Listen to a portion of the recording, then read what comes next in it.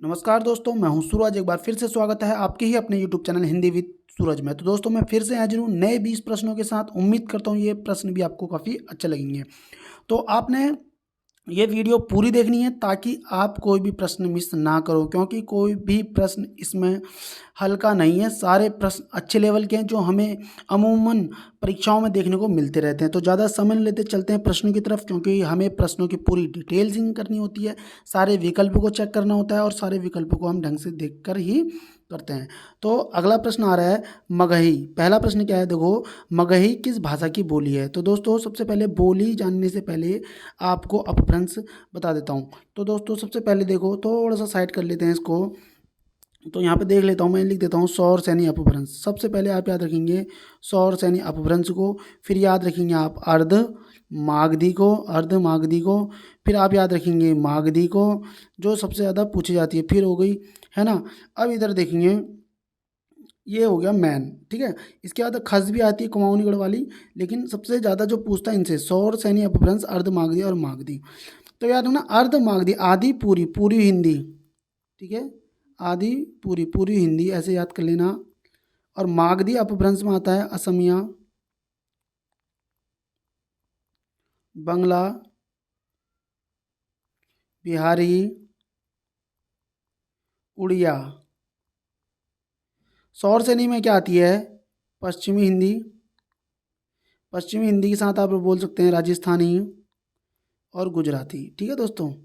अब एक चीज़ समझ के चलाना जरा यहाँ पे, क्वेश्चन था मगही।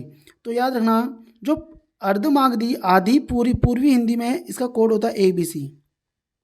ABC बोले तो अवधी, बघेली और छत्तीसगढ़ी। ABC किसका कोड था, पूर्वी हिंदी का, जो निकली किससे है, अर्धमागधी अपभ्रंश से निकली है। अब बात करते तो मागधी अपभ्रंश से असमिया, बांग्ला, बिहारी, उड़िया। तो बिहारी के अंतर्गत 3 होती हैं, मैं आपको बता देता हूँ, मगही, भोजपुरी और मैथिली, ठीक है दोस्तों, मैथिली, मगही, मैथिली और भोजपुरी। पश्चिमी हिंदी में देख लेते हैं, पश्चिमी हिंदी में 5 होती हैं। अपभ्रंश कितने होते हैं दोस्तों, तो पश्चिमी हिंदी को देख लेते हैं पहले, क्योंकि हम एक एक चीज़ को कवर करके चलेंगे। पश्चिमी हिंदी के लिए आपने कुछ नहीं करना है, बस ये याद रखना, ब्रज बुक लेने को हरियाणा गया। ब्रज बुक लेने को कहाँ गया, हरियाणा गया। पश्चिमी हिंदी में याद रखना, ब्रज बुक लेने को हरियाणा गया। तो ब्रज से ब्रज बोली, बू से बुंदेली, याद रखेंगे, बुक बुंदेली, लेने को से कौरवी, बू से बुंदेली, कौ से कन्नौजी, को से कौरवी, हरियाणा से हरियाणवी। तो दोस्तों, ब्रज बुंदेली बुक लेने को से कौरवी, हरियाणा से हरियाणवी, ब्रज बुंदेली कन्नौजी कौरवी हरियाणवी, 5 हो गई, 5 बोली हैं पश्चिमी। राजस्थानी में आपने क्या याद रखना है। अब देखो, प्रश्न पूछा क्या गया था, प्रश्न पूछा गया था, देखते हैं दोस्तों, प्रश्न पूछा गया था, क्या पूछा गया था प्रश्न, मगही, क्या पूछा था, क्या था, मगही। अब देख लेते हैं मगही, मगही किस में था, मगही भोजपुरी मैथिली, मैथिली मगही और भोजपुरी किस में था, बिहारी में था दोस्तों। तो हमारा देखते हैं बिहारी विकल्प में है या नहीं है। बिल्कुल बिहारी में विकल्प में था दोस्तों। राजस्थानी को याद करने के लिए सबसे अच्छा तरीका है T और V कर दो, याद रखो TV, और यहाँ पे लिख दो जयपुर, ठीक है। मेवाती, देखो जो 4 बोलियां हैं यहाँ पे प्रयुक्त, मेवाती, देखो टी आ रहा ऊपर और वी आ रहा, मालवी, जयपुरी पूर्व में और मारवाड़ी पश्चिम में। मारवाड़ी कहाँ होती है दोस्तों, पश्चिम में चलती है। अब एक चीज़ और समझना, पूर्वी हिंदी का मैंने क्या बोला था, देखो अर्ध मागधी अपभ्रंश था, आधी पूरी ABC, आधी पूरी ABC, अवधी, बघेली, छत्तीसगढ़ी, पूर्वी हिंदी में। पश्चिमी हिंदी के लिए मैंने क्या बोला था, ब्रज, ब्रज बुक लेने को हरियाणा गया, ब्रज बुक लेने को कहाँ गया है, हरियाणा। देखो, ब्रज से ब्रज बोली, बू से बुंदेली, कौ से कन्नौजी, को से कौरवी, हरियाणा से हरियाणवी, ये सब किस में होगी, पश्चिमी बोली में हो गई। पश्चिमी हिंदी में। अब देखो दोस्तों, प्रश्न बनना है पश्चिमी हिंदी की दो बोलियां का सही युग्म है ब्रज और बघेली। अच्छा ये बताओ, ए बी सी तो पूर्वी हिंदी में था, तो देखो बघेली हो गया कट। अब अवधी बघेली छत्तीसगढ़ी, देखो छत्तीसगढ़ी हो गया कट, क्योंकि ये किस में जा रहे हैं, पूर्वी हिंदी में जा रहे हैं। अब देखो अवधी बघेली छत्तीसगढ़ी, अवधी भी हो गया कट, क्योंकि ये तीनों कहाँ की थी, अवधी बघेली छत्तीसगढ़ी, ये तीनों कहाँ की है दोस्तों, ये तीनों जो हैं पूर्वी हिंदी की थी। ठीक है, अब बचा हमारे पास खड़ी बोली और बुंदेली। अब मुझे बताओ, मैंने तो खड़ी बोली पश्चिम में बोला ही नहीं था, तो इसको याद रखना, जो कौरवी होती है कौरवी, कौरवी इसी को खड़ी बोली बोलते हैं दोस्तों। क्या बोलते हैं, इसी को खड़ी बोली भी बोलते हैं। अब बुंदेली आपको मैंने बता ही रखा है, तो ये इसका सही उत्तर हो जाएगा पश्चिमी हिंदी, ऑप्शन सी।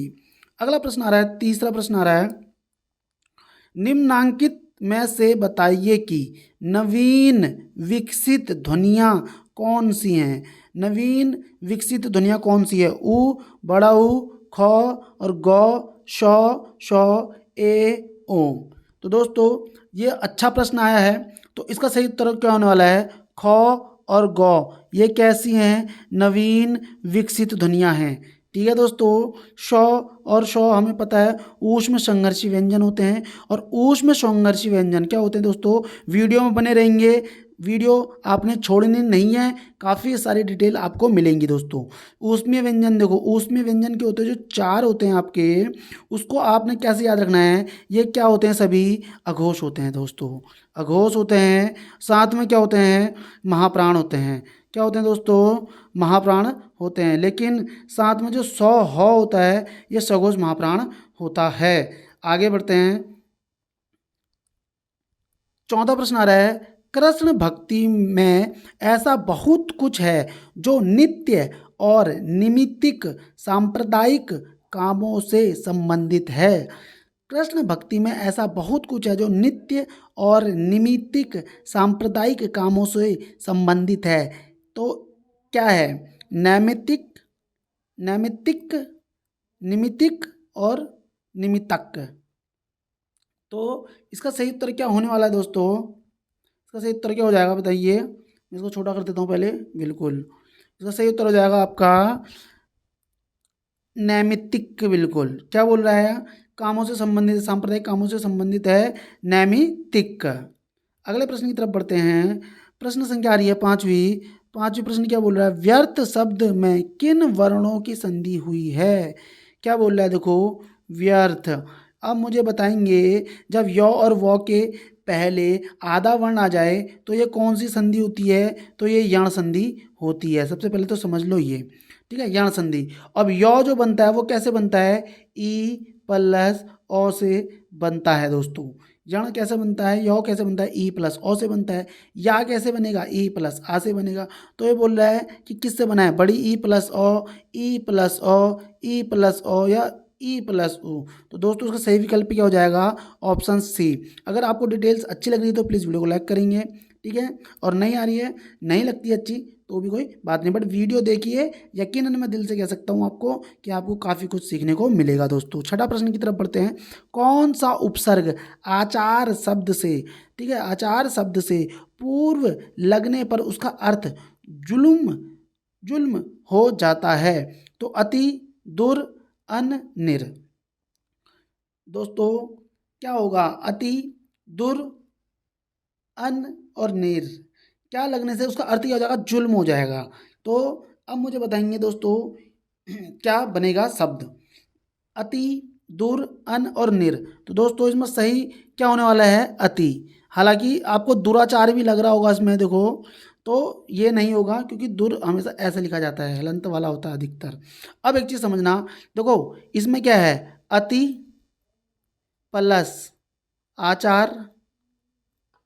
अब इधर देखो, ई प्लस आ, अच्छा ई प्लस ओ यो था, तो ई प्लस आ क्या बनेगा, या बनेगा। अब जोड़ने का तरीका क्या होता है, देखो ई हटी थी ना, तो ये आधा तो था, इसमें से जब व्यंजन में से स्वर हट गया तो अधूरा हो गया ना, ये ऐसा हो गया कायदे से, ये हो गया हलंत वाला। तो इसको हम कैसे करेंगे, जोड़ते कैसे हैं, देखो ये हो गया अत्या, आ हट जाएगा क्योंकि आ हमने यहाँ ले लिया था, चार को हम पीछे लिख देते हैं, तो शब्द क्या बन गया दोस्तों, अत्याचार बन गया। ठीक है दोस्तों, आगे बढ़ते हैं। प्रश्न संख्या 7 आ रहा है, निर्वाह में प्रयुक्त उपसर्ग है। उपसर्ग क्या होते हैं दोस्तों, शब्दों के आगे लगकर उसके रूप में, अर्थ में कभी तो परिवर्तन कर देते हैं, कभी विरोधी बन जाते हैं और कभी उसका समानार्थी बन जाते हैं। अगर वहीं पे शब्द के यदि पीछे अगर कोई चीज़ जुड़ती है इधर, तो वो प्रत्यय कहलाते हैं। तो वो क्या बोल रहा है, निर्वाह शब्द में प्रयुक्त उपसर्ग है निरि, निर, निहि, नि। तो दोस्तों उसका सही उत्तर क्या होने वाला है, अब देखो उपसर्ग की बात कर रहा है तो क्या हो जाएगा इसका सही उत्तर, उपसर्ग में निरुपसर्ग बन जाएगा दोस्तों। ठीक है, नहीं लग सकता है लेकिन नहीं नहीं होगा। इसका सही विकल्प क्या हो जाएगा, ऑप्शन बी इसका सही होगा। तो दोस्तों सही उत्तर क्या हो जाएगा, निर्वाह। अगले प्रश्न की तरफ पढ़ते हैं, प्रश्न संख्या 8वीं। क्या बोल रहा है, योग रूढ़ शब्द कौन सा है। याद रखना, जब हम शब्द भेद पढ़ते हैं, क्या पढ़ते हैं दोस्तों, शब्द भेद पढ़ते हैं, ध्यान देना, शब्द उत्पत्ति के बारे में, शब्द रचना के बारे में पढ़ते हैं। तो शब्द के बारे में जब हम पढ़ते हैं तो 4 प्रकार से शब्द की उत्पत्ति होती है। शब्द की रचना कैसे होती है, उत्पत्ति के आधार पर समझ के चलना, पहले तो उत्पत्ति के आधार पर। दूसरा शब्द होता है रचना या बनावट के आधार पर। तीसरा होता है प्रयोग या अर्थ के आधार पर, प्रयोग के आधार पर। और चौथा होता है अर्थ के आधार पर। अब देखो, उत्पत्ति के आधार पर जो होते हैं वो 4 होते हैं, कई किताबों में 5 भी आते हैं, जैसे कि आपने देखा होगा तत्सम, तद्भव, देशज, विदेशज, संकर शब्द। लेकिन अब जो नई किताबें आ रही हैं उसमें संकर शब्द को नहीं रखा जा रहा है, उत्पत्ति के आधार पर 4 ही बोल रहे हैं, क्या उनसे तत्सम, तद्भव, देशज और विदेशज। रचना के आधार पर देखो, रचना के आधार पर कैसे होगा और प्रयोग के आधार पर कैसे होगा। रचना के आधार पर होते हैं 3 प्रकार। ठीक है दोस्तों, 3 प्रकार, उसको बोलते हैं, यहाँ पे मैं लिख देता हूँ। एक होता है रूढ़, एक होता है योग रूढ़, एक होता है योग रूढ़, तीसरा जो होता है वो होता है यौगिक। ठीक है दोस्तों, अब एक चीज़ समझ के चलना, अगर आपको डिटेल्स अच्छी लग रही तो प्लीज़ वीडियो को लाइक करना। प्रयोग के आधार पर 2 होते हैं, एक होता है अविकारी और एक होता है विकारी, जिनमें संज्ञा सर्वनाम क्रिया के आधार पर विकार उत्पन्न हो जाए या फिर परिवर्तन हो जाए तो वो विकारी शब्द होते हैं। जिनमें कुछ भी परिवर्तन ना हो वो हमेशा अविकारी रहते हैं, जैसे पर, तक, है ना, अभी। तो ये सब अविकारी शब्द हैं। अर्थ के आधार पर 4 भेद होते हैं, तो यहाँ 2 होते हैं, यहाँ 4 होते हैं, तो ये भी आप याद रखना। लेकिन अभी पूछा क्या, देखो रचना के आधार पर जो 3 रूप होते हैं, रूढ़, यौगिक और योग रूढ़, वही हमसे परीक्षा में पूछा गया है। 8वां प्रश्न बोल रहा है, योग रूढ़ शब्द कौन सा होता है। इसको जानने के लिए सबसे अच्छा ट्रिक देखो, इसकी बेस्ट ट्रिक क्या होने वाली है, बहुब्रीहि समास। ठीक है, बहुब्रीहि समास के उदाहरण जो होते हैं वो सब योग रूढ़ कहलाते हैं। तो नाक, लंबोदर, घुड़सवार, पोला। तो योग रूढ़ की अगर परिभाषा बताई जाए, 2 शब्दों से मिलकर बने शब्द और उनका अर्थ जो होता है वो तीसरी तरफ जा रहा हो, है ना। तो लंबोदर, तो लंबोदर का अर्थ कहाँ जाता है दोस्तों, उसका अर्थ जाएगा गणेश भगवान की तरफ। कहाँ जाएगा, गणेश भगवान की तरफ जाएगा, इसलिए इसका विकल्प क्या हो जाएगा दोस्तों, ऑप्शन बी इसका राइट आंसर हो जाएगा। वहीं पे घुड़सवार जो है वो यौगिक शब्द है और नाग जो है आपका, पोला जो शब्द है, ये सब दोनों रूढ़ शब्द हैं। अभी मैं इसको फ्लाइट मोड में डाल देता हूँ। 9वां प्रश्न देखो क्या बोल रहा है, वह घर से बाहर गया। इस वाक्य में से कौन सा कारक है। याद रखना, से कारक 2 होते हैं, एक होता है करण से, एक होता है करण से, एक होता है से अपादान से। दोस्तों किससे, अपादान से। याद रखना, अपादान में अलग होने का बोध होगा, किसका बोध होगा, अलग, अलग होने का बोध, और इसमें साथ का बोध होगा। अब देखते हैं कैसे। अगर मैं आपसे बोलूं पाप, पाप मुक्त, एक शब्द है पाप मुक्त, एक है पाप युक्त। ठीक है, एक है पाप युक्त, पाप से युक्त मतलब ये जुड़ा हुआ है, पाप मुक्त, पाप से ये मुक्त है। अब जिसमें मुक्त होगा, पाप से मुक्त, जैसे पथ, पथ से, पथ भ्रष्ट बोल दूं मैं, पथ भ्रष्ट, तो ये क्या हो गया, पथ से भ्रष्ट, पथ यहाँ रह गया, भ्रष्ट हो गया यहाँ दूसरे दूसरे पथ में आ गया, तो ये क्या हो गया, पथ भ्रष्ट हो गया। अब एक चीज समझ के चलना, अपादान वाला जो था अलगाव वाला होता है और करण वाला जो था वो साथ वाला होता है, लेकिन यहाँ पे क्या पूछा है, वह घर से बाहर गया। घर से, अगर देखो यहाँ पे, अगर ये उसका घर है, ये उसका घर है, अब वो घर से बाहर निकल गया, बाहर निकल गया मान लो, तो घर से क्या हो गया, घर से वो अलग हो गया ना अलग, तो अलग हो गया तो क्या हो जाएगा, अपादान हो जाएगा दोस्तों। ठीक है दोस्तों, तो क्या बोल रहा है, अपादान, 90 का क्या हो जाएगा आपका, सी इसका सही उत्तर हो जाएगा। 10वें प्रश्न की तरफ बढ़ते हैं। निम्न में से कौन सा शब्द व्यक्तिवाचक संज्ञा है, कौन सा शब्द जो है व्यक्तिवाचक, ये हमेशा एक वचन होगा, ध्यान रखिए, एक वचन होगा दोस्तों, है ना, लड़का, यमुना, पहाड़, गाय। तो दोस्तों हमें साफ साफ पता चल रहा है यमुना नदी एक ही है, लड़का जातिवाचक संज्ञा है, पहाड़, कौन सा पहाड़ पता नहीं, गाय, गाय जानवरों की एक जाति है गाय। ठीक है दोस्तों, तो ये भी क्या है, जातिवाचक संज्ञा है, तो इसका सही विकल्प क्या था, यमुना इसका सही विकल्प था दोस्तों। अब 11वां प्रश्न आ रहा है, मीरा ने आधा लीटर दूध पी लिया, रेखांकित में विशेषण है, ये कौन सा विशेषण, आधा लीटर, लीटर मापा है, माप लिया दोस्तों।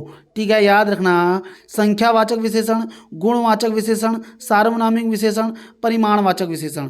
तो दोस्तों अब मुझे बताएंगे, माप लिया जाए जिसमें, तो उसको क्या बोलेंगे, परिमाणवाचक विशेषण दोस्तों। संख्यावाचक विशेषण बोलता हूँ, यहाँ पे मैं बोल देता मीरा ने 10 केले खा लिए, तो ये संख्यावाचक विशेषण हो जाता दोस्तों। ठीक है, संख्यावाचक विशेषण हो जाता। मैं बोलता मीरा बहुत सुंदर लड़की है, तो ये गुण हो जाता, उसका रंग बोधक के अंतर्गत आ जाता दोस्तों। ठीक है, वह, अगर मैं बोल दूं कि सार्वनामिक विशेषण में वह अच्छा दौड़ता है, वह अच्छा दौड़ता है एक प्रकार से, तो वह क्या है, विशेषण है, और अच्छा दौड़ता है क्या हो जाएगी, उसकी विशेषता हो जाएगी दोस्तों। अब बढ़ते हैं अगले प्रश्न की तरफ। प्रश्न 12वां आ रहा है, निम्न में से एक शब्द पुल्लिंग चुनिए, पुल्लिंग। ठीक है, दया, घटना, बुढ़ापा, जड़ता। तो दोस्तों आप सभी को देखकर ही पता चल रहा होगा कि इसमें सही विकल्प क्या होने वाला है, इसमें सही विकल्प क्या हो जाएगा, बुढ़ापा। बुढ़ापा आ गई हम कभी नहीं बोलते, हम क्या बोलते हैं, देखो भाई बुढ़ापा आ गया, तो बुढ़ापा आ गया, तो आ गया से क्या हो जाएगा, पुल्लिंग हो जाएगा। दया आ गई, है ना, घटना घट गई, है ना, तो ये जिसमें स्त्रीलिंग वाले को वाक्य जो है स्त्रीलिंग के आधार पर चलते हैं, तो उसको हम स्त्रीलिंग के अनुसार कहेंगे, अदरवाइज इसमें क्या होगा, बुढ़ापा आपका पुरुषवाचक। 13वां प्रश्न आ रहा है, दांत का पर्यायवाची शब्द नहीं है, तो दंत, दाढ़िम, रदन, दशन। तो दोस्तों आप मुझे बताएंगे इसका सही विकल्प क्या होने वाला है, क्या दंत होता है, क्या रदन होता है, क्या दशन होता है, तो दोस्तों इसका सही क्या होने वाला है, दाढ़िम। दाढ़िम क्या हो जाएगा दोस्तों, दांत का पर्यायवाची नहीं होता, क्या नहीं होता, दांत का पर्यायवाची, दाढ़िम। तो दोस्तों सही विकल्प क्या हो जाएगा, दाढ़िम। ठीक है, दांत का पर्यायवाची नहीं है, दाढ़िम। अगले प्रश्न की तरफ बढ़ते हैं, 14वें प्रश्न की तरफ। 14वां प्रश्न आ रहा है, निम्न में से जो जोड़ा विपरीतार्थक नहीं है, मतलब कि जो क्या नहीं है, विलोम नहीं है, उसे चुने। सरल कठिन, गुरु लघु, धर्म अधम, आय और व्यय। अच्छा मुझे बताएंगे इसका क्या हो, जो है वो विपरीतार्थी नहीं है, तो दोस्तों इसका सही विकल्प क्या होने वाला है, धम और अधम। धर्म का होता है अधर्म।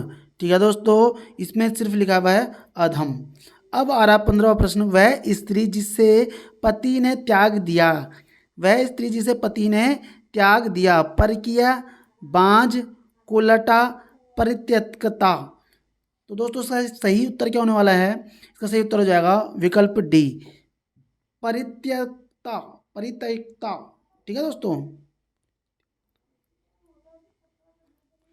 16वां प्रश्न आ रहा है, निम्नलिखित में कौन सा अर्ध विराम चिन्ह है, तो दोस्तों अर्ध विराम देखो, पूर्ण विराम, अल्प विराम, विराम, ये क्या हो जाएगा दोस्तों, अर्ध विराम। ये क्या हो जाएगा, अर्ध विराम। आगे बढ़ते हैं।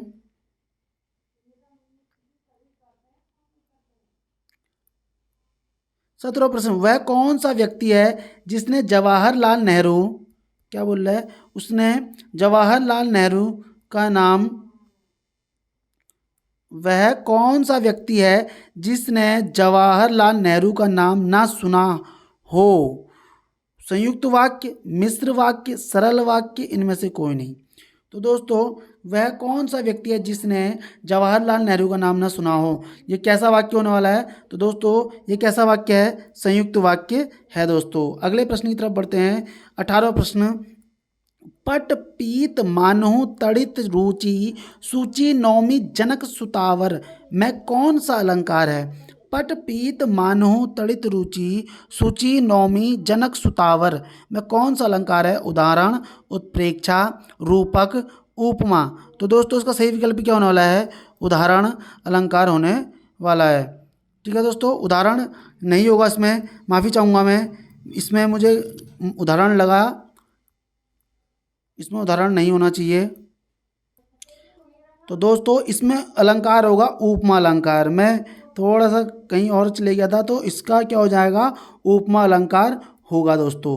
अगले प्रश्न की तरफ बढ़ते हैं। 19वां प्रश्न आ रहा है, तोड़ती पत्थर कैसी कविता। ये देखो निराला की है, किसकी है दोस्तों, निराला की ये कविता है। तोड़ती पत्थर कैसी, उपदेशात्मक, यथार्थवादी, आदर्शवादी या व्यंग्यपरक। तो दोस्तों ये कैसी कविता है,